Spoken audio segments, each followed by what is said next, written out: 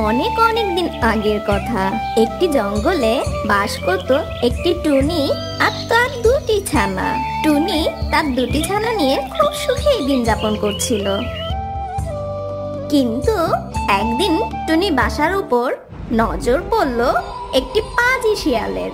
আরে বাহ, এ দেখি টুনির বাসায় দুটো ছানা আছে।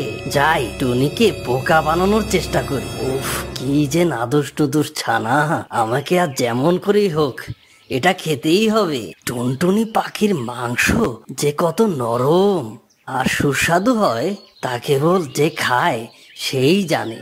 আমাকে যেভাবেই হোক ওই দুইটা ছানা খেতেই হবে।